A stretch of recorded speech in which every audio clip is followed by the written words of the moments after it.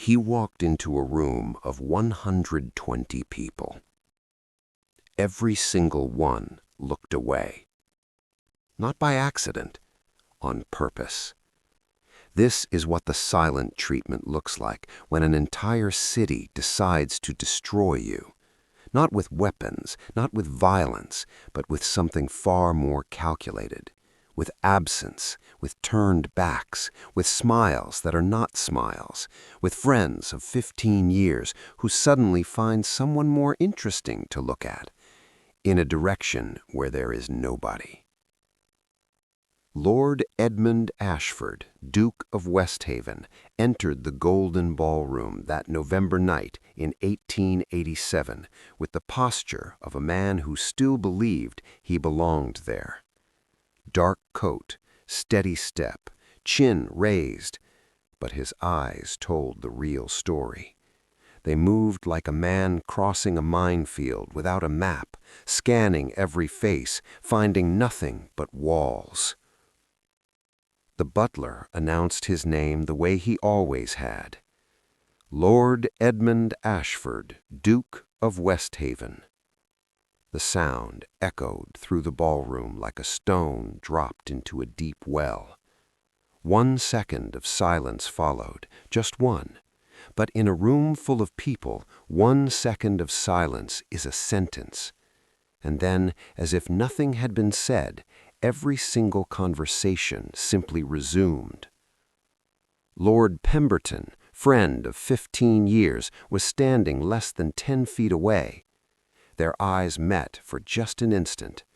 Then Pemberton turned to his right, as if he had spotted someone far more interesting. There was nobody to his right. Lady Marchfield floated past with a vague, distant smile, the kind that says, "I am not ignoring you, I simply did not see you." The most cowardly gesture in any room. Worse than turning your back, because it maintains appearances while it destroys what remains. Edmund walked to the drinks table, took a glass with the hand that was not shaking. That cost him an effort nobody in that room would ever imagine. He stood alone, holding his wine, watching a world that had erased him. 3 months earlier, his name had appeared in the London newspapers connected to a financial collapse that ruined dozens of families. Forged documents, trust funds of widows and orphans diverted, a calculated greed disguised as philanthropy. The name Westhaven, built across generations, destroyed in 1 week of headlines. Edmund never confessed, never fled. He stayed in London, answered every question, attended every meeting with the calm of a man who knows exactly what he did and what he did not do. But nobody wants quiet answers when there is so much scandal available. The calm of an innocent man is almost always mistaken for the coldness of a guilty one. The silent treatment had already done its work.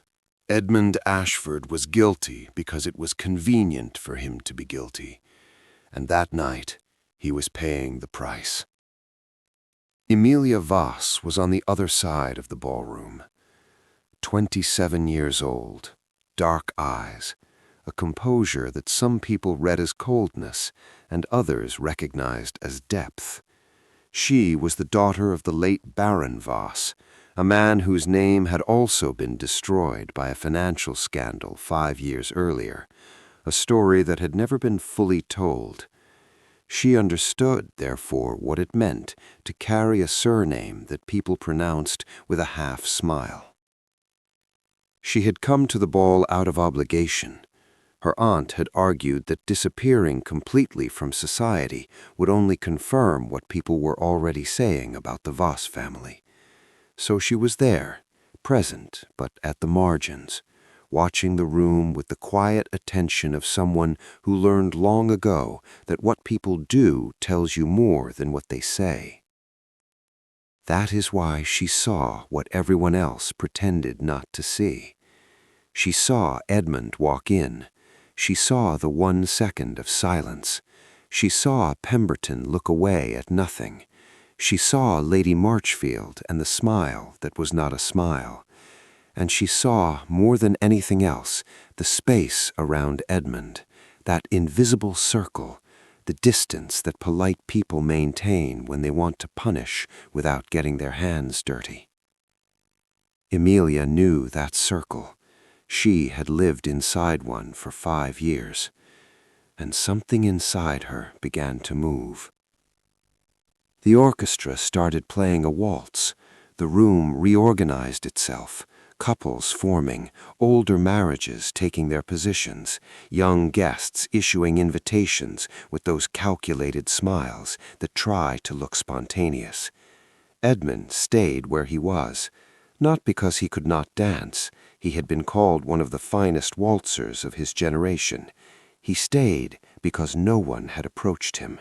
And there is a particular cruelty in watching a waltz when you are the only person standing alone at the edge of the room, the kind of thing that can break something inside you if you are not very, very careful.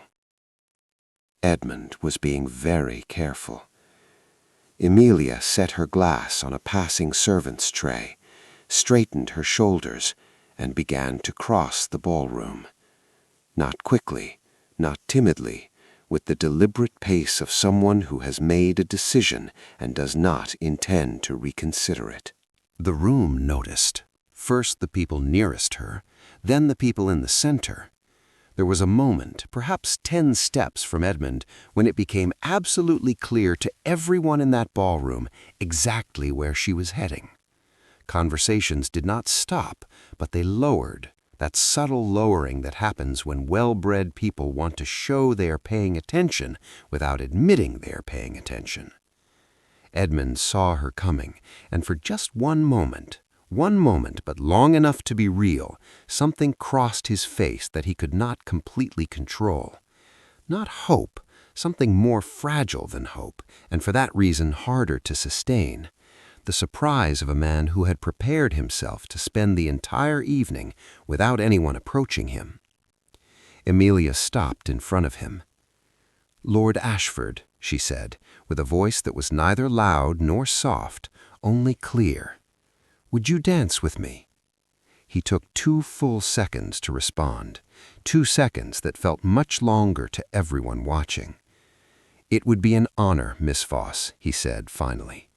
Not the performative honor of ballroom compliments, the real kind, the kind that costs something to offer and is offered anyway. He extended his hand, she accepted it, and together they stepped onto the dance floor while the entire room watched in that silence that is not silence. During the waltz, Edmund spoke without looking directly at her. "You understand what you are doing to your own reputation." "I know. I am doing it anyway." What neither of them knew in that moment was that someone in that ballroom was watching them very carefully, not with admiration, with calculation. That same night, as the last guests were leaving, a man in a gray suit quietly passed a small envelope to a servant. The envelope had a name written on the front, the name of Emilia Voss. She found it the next morning, 1 sheet of paper, 2 lines. "You should not have danced with him. You are now involved in something that did not begin yesterday. If you want to know what your father knew, come to St. James's Garden on Thursday at noon. Come alone." Her father, always her father, even 5 years after his death. Baron Heinrich Voss had died in 1882, with his name destroyed and his accounts at 0. The official version, reckless decisions, uncontrolled ambition. The version Emilia had learned not to say out loud was different, because there were papers, documents her father had asked her to hide in the weeks before his death, documents that named names, names of men still dining in the same rooms, signing the same contracts, receiving the same honors, men who had walked away untouched while her father was buried under a guilt she had never fully believed was his. She went to the garden on Thursday. The man on the bench was perhaps 60 years old, wide-brimmed hat casting more shadow than the cold required. He sat at the far end without greeting her, like someone who has practiced discretion so long it has become instinct. "Your father and I worked together for 8 years. What happened to your father was not recklessness, it was orchestrated, and the same thing is happening to West Haven." Confirmation carries a different weight than suspicion. Suspicion allows you to keep doubting. Confirmation no longer allows anything of the sort. "Who?" she asked. He said a name. Sir Reginald Moore, financial advisor to 3 generations of the aristocracy, personal friend of ministers, a man whose name appeared in newspapers always connected to charitable works, speeches about integrity, prizes and honors, and, according to this man on a cold bench, the architect of at least 2 financial collapses carefully constructed to destroy specific names and redistribute specific fortunes. "Why my father?" "Because your father discovered the structure. He was not the original target. He became the target when he started asking the right questions." Her father had not died for doing something wrong. He had died for seeing something he was not supposed to see. And West Haven? West Haven owns land Moore has wanted for 15 years, and Ashford refused to join a consortium Moore controlled from behind the scenes. 2 reasons are enough for a man like him. The man stood slowly. "I cannot testify publicly, not yet, but the documents exist, and you know where to look, Miss Voss." Edmund had been building a map for months before the scandal. Names, connections, dates, transfer amounts. He had reached a point where the evidence was sufficient to bring to a competent lawyer. And then 2 weeks later, the scandal against him began. When Emilia told him everything she had learned, the pieces locked into place. Moore had not needed to invent a completely false story. He had only needed to distort a true one, mix real facts with fabricated interpretations, create a narrative impossible to quickly disprove because it contained verifiable elements. The kind of lie only a very intelligent, very unscrupulous man could build. Together, Edmund and Emilia discovered they had what neither had alone. Her father's documents named the same structures Edmund had mapped, a combined picture that pointed unmistakably at one man. And there was a witness, Arthur Fenn, an accountant who had worked for Moore for 11 years and left abruptly 2 months before the scandal. A man who had seen what was being built, a man who had kept one document when he left, Moore's own signature on the transfers, not an intermediary, him. Moore found out they were moving. He sent a message, a small white card, 1 line. "The Voss documents must not be presented. If they are, Miss Voss will pay the same price as her father." Edmund stared at that card for a long time and felt for the first time since everything had begun, not desperation, rage, cold, controlled, and absolutely decided. The annual dinner of the Society of Financial Benevolence was held in January.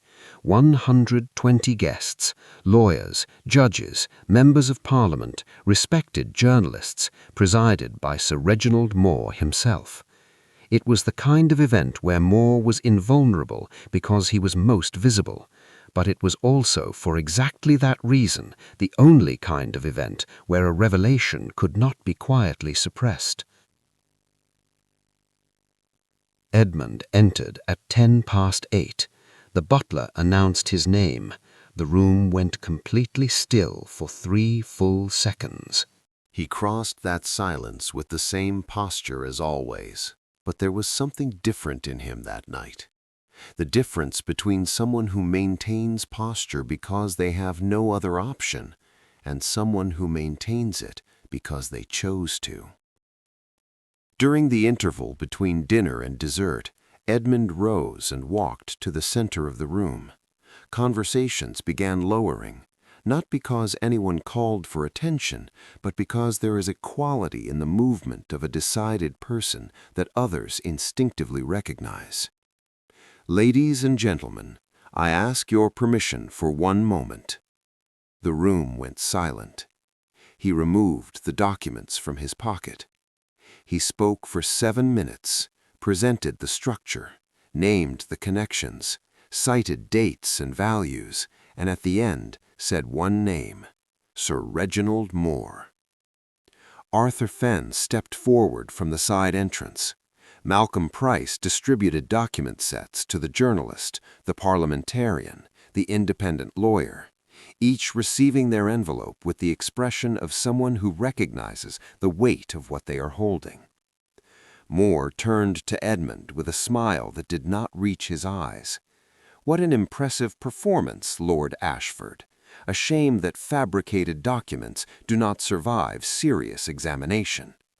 The room held its breath. Then Arthur Fenn stepped forward one more pace and said, with the clear voice of someone who had waited a very long time for this moment, "I authenticated them myself, Sir Reginald, personally, with my signature, and I am prepared to answer for every line."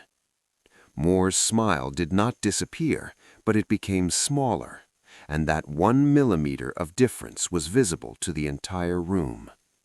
The investigation concluded that October. Moore was formally charged. The name Voss was officially rehabilitated in November, the historical record corrected, the accusations against Baron Heinrich Voss declared built on manipulated evidence. Emilia received the notification on a Tuesday morning in the same small sitting room where she had read the first envelope nearly a year before. She read the document, folded it carefully. "It is done, Aunt." That afternoon she went to the cemetery, stood before the gravestone in the February cold, and said, in a voice barely above a whisper, "I said I would keep them. I kept them." Edmund and Emilia were married in December, a small ceremony, deliberately simple, nothing to prove with grandeur, everything to celebrate with honesty. In his words to her that day, one sentence: "You crossed an entire room when everyone else was stepping away. I will cross whatever distance is necessary, at your side, for the rest of my life." She looked at him with that expression that was always depth, never distance, and answered with the simplicity that was always hers: "Then let's go." The silent treatment is one of the cruelest punishments that exists because it leaves no visible marks, because those who practice it can always say they did nothing, they just weren't there. But in every room that punishes, there is at least one person who can cross it. Sometimes courage is only the size of a question: "Would you dance with me?" Sometimes it is the size of keeping papers hidden for 5 years, not knowing when the moment will come. Sometimes it is the size of a man who stays when everyone else has gone. The truth takes time. There is no guarantee it arrives when we want it, in the form we expect, with the recognition we deserve. But it finds its way, not because the world is fair, but because truth has one quality that lies never will. It doesn't need to be remembered. A lie must be maintained, fed, protected from questions. The truth simply exists. And in existing, it persists.